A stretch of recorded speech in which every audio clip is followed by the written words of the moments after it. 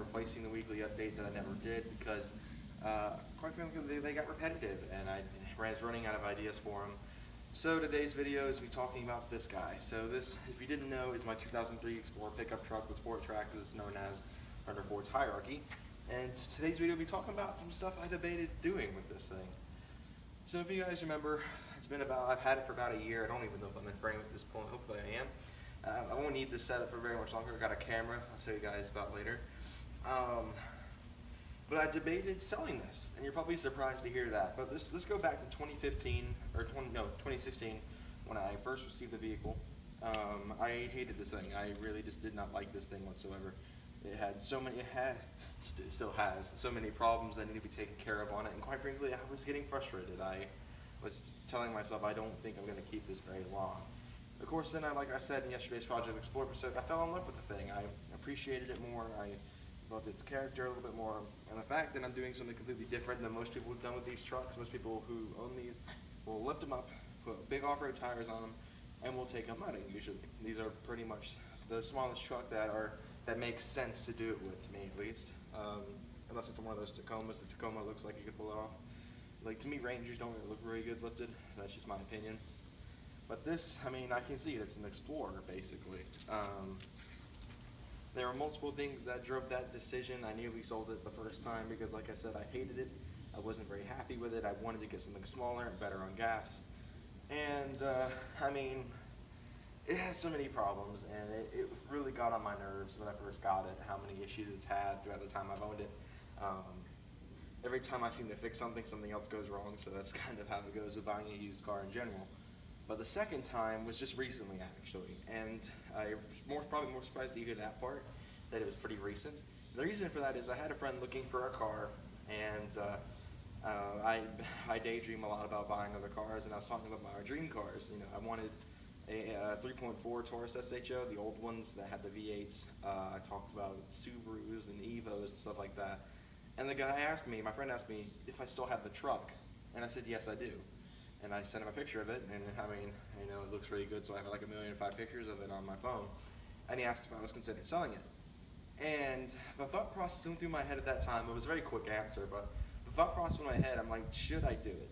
Because part of me was like, this is my chance to get something smaller and better on gas. Because, I mean, to be quite honest, this thing gets 12 miles to the gallon on a V6. That is insanely horrible gas mileage. Now, it's due for a tune-up, it's due for a ton of stuff, so obviously that could have something to do with the detrimental gas mileage, but, I mean, it's horrible. And plus, it's got a truck bed that barely ever gets used as a truck bed. I mean, a lot of you guys have seen on my Instagram back when I used to post a ton of pictures of going to the dump with this thing. I only did like 3 dump runs with it, and it's kind of sad ever since. I mean, like the truck bed never really gets used. So obviously, that was another thing that went through my head. Maybe I should sell it. Maybe I should give this guy a shot at buying this thing. But of course, it's got so many problems, I feel like I'd be screwing my friends over selling it to them for anything more than what I would want for it, which, if I had sold it, I was going to push the price of $4,000 because this thing, like I said, has wheels that are pretty pricey wheels, actually. They're meant for like sports car wheels. I don't know if you've ever seen my wheels. If you're new to the channel, go check out the episode, the Project Explorer episode I did that on. I don't remember which episode it was. I want to say it was 26 or 28, one of those two. And all the modifications I've done to it and stuff like that. The exhaust alone was probably about $700, but I felt like it has too much of a sentimental value to me now to sell it. And I say that because but most of the parts on this truck, besides the headlights, the taillights, and the radio, were gifts. The wheels were a graduation gift from my parents. The exhaust was a graduation gift from my uncle. And I know what a lot of you guys are going to say, you didn't earn any of this money from doing an actual job. It's still considered my money because it was given. The money was given to me, therefore it is my money. It's like saying it's like saying you're given a car, but it's not yours. You can't have it, even though it's given to you. You have the keys to it. The guy was like, "Yeah, it's yours," but then everyone else is like, "Oh, it's not yours. You didn't pay for the car, but I got this as a gift." So that's kind of what happened there. And today's other part of the video. We're talking about something that happened a year to the day on the rear end. So we'll go ahead and walk that way.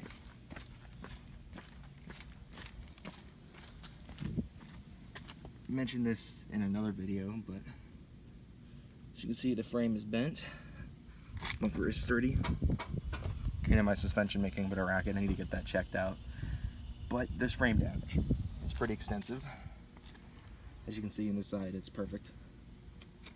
And that is because a year ago to the day, I was in a rear-end collision on August 10th of 2016, which is a year to the day I'm filming this. I've said that several times now, but yeah. And what happened as I was taking my friend home, the same friend that actually offered to buy this, I was taking him home and pulling into his driveway. A girl behind me wasn't paying attention and smacked in the back of my truck.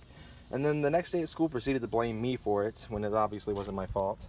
And it broke this bumper here. It snapped it in half. I'll try to see if I can find a picture of my Instagram and put it on screen for you guys from when it first happened. And I mean, it was pretty stressful. It was my first accident. I was freaking out. I was afraid it was going to get totaled, and I'm really surprised it wasn't, seeing that this here happened, where the frame is bent. I've had people go underneath it and look, and it's been 100% confirmed to be the frame damaged.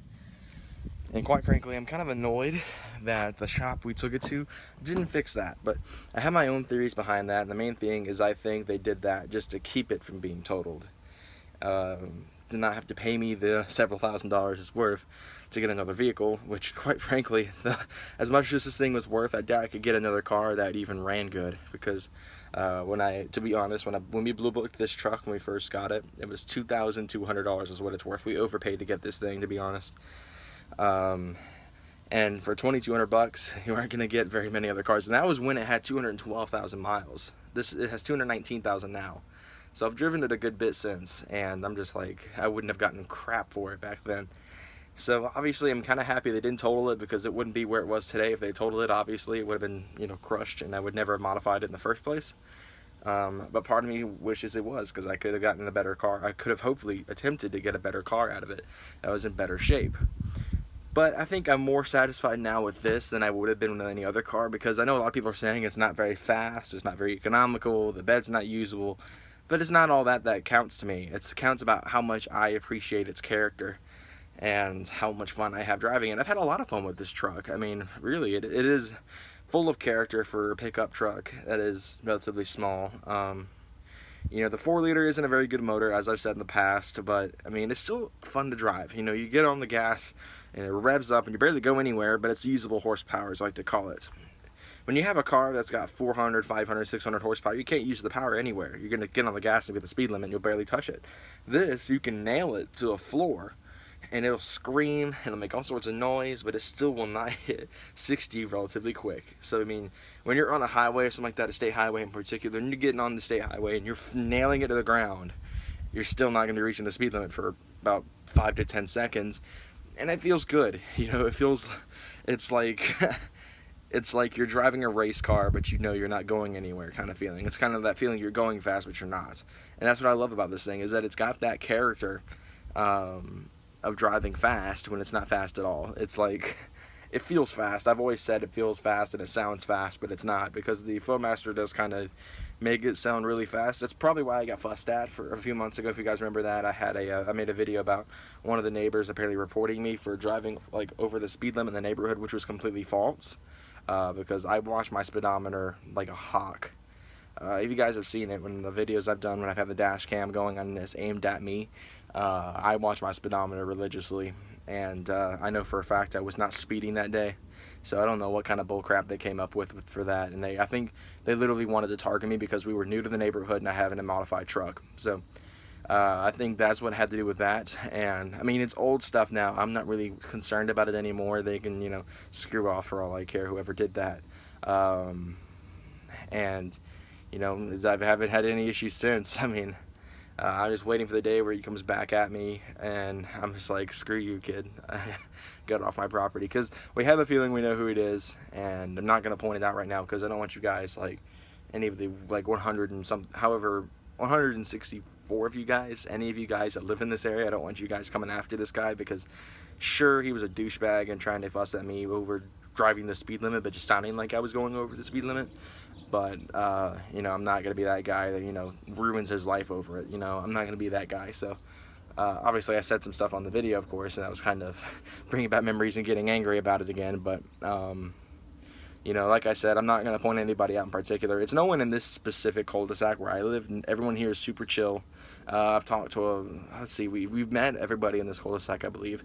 But the specific neighbors further down the road, and I'm not going to point them out. So, yeah, I think that's all I'll talk about for this video, though. Like I said, this thing's been through a lot, and I've kept it for the reason that I just enjoy driving it. I mean, it's a blast. I mean, a lot of people say it's not fast. Why it's not fun if it's not fast? I mean, I don't care. It's usable horsepower. I can get more fun out of.